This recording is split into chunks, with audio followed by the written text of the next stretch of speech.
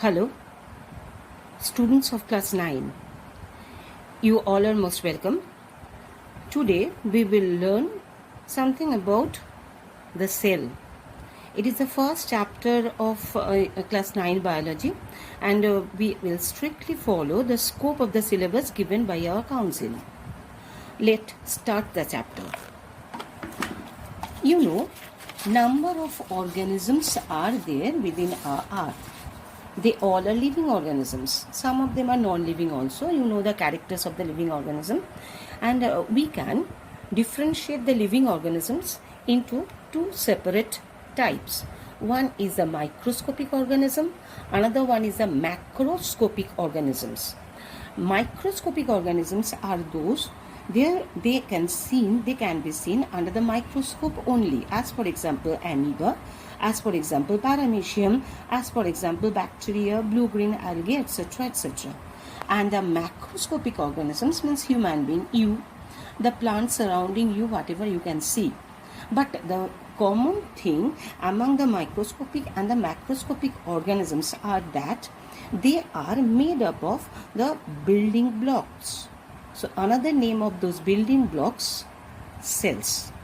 So what are the cells? You are sitting within a house.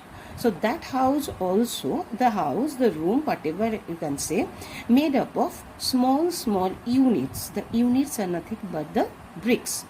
As the bricks are the unit of the construction of the buildings, like that, cells are the unit of your body.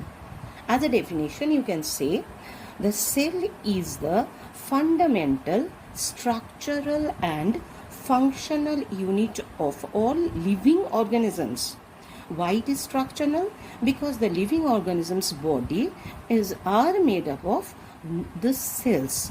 It may be circular, spherical, it may be rectangular, it may be star-shaped, different size shapes. Cells are present within the organism's body. And why is it the functional unit? Because all the metabolic activity and the functions which help to run the life processes are done with the help of the cells. That's why the cells are called fundamental, structural and functional unit of all living organisms.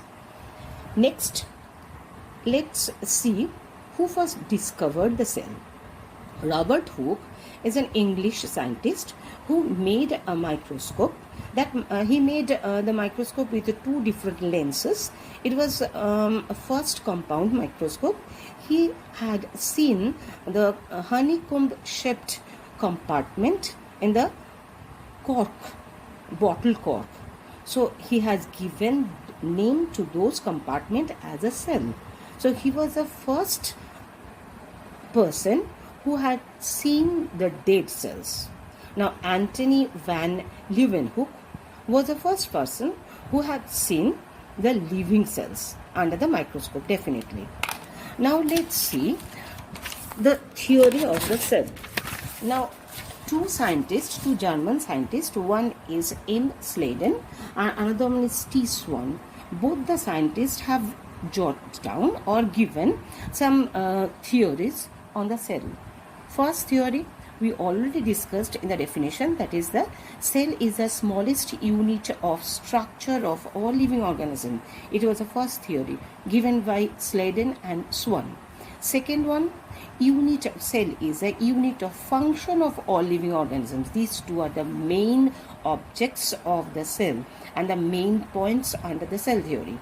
Another scientist, Rudolf Virchow, later on, he added another point on the cell theory, that is cells arise from pre-existing cells. So definitely after the cell division, after the reproduction of the cells, new cells are formed.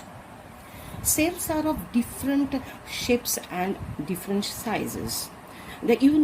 We can see most of the cells under the microscope, so they are the microscopic organisms and they are having microscopic cells. The egg cells we can see in our normal eyes, means we can without microscope we can see the cells, that is the egg cell. The largest egg cell, ostrich egg. The smallest cell, Mycoplasma species, that is example of a bacterial cell, and the longest cell are the nerve cells. So these are some examples of different sizes of the cells. Next, different shapes of the cell. Depending on the functions of the cell, the cells are of different shapes. First example, WBC. Amoeboid means irregular shaped. Nerve cells, they are the long cells. Their cell bodies are star shaped. Next one is the muscle cells. They are long contractile fiber shaped. And the guard cells, the present within the stomata. Actually, stomatas are the small pores present on the surface of the leaf. Those pores are guarded or covered by a pair of bean-shaped cells. Now you can see different sizes and the shapes of the cell under this diagram.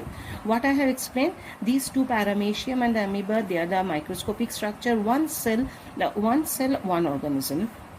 It is also the nerve cell, the star-shaped body, the long cell. The muscle cells, they are fiber-like structure. I have told you the stomata guarded by bean-shaped, a pair of bean-shaped cells, that is a stomata.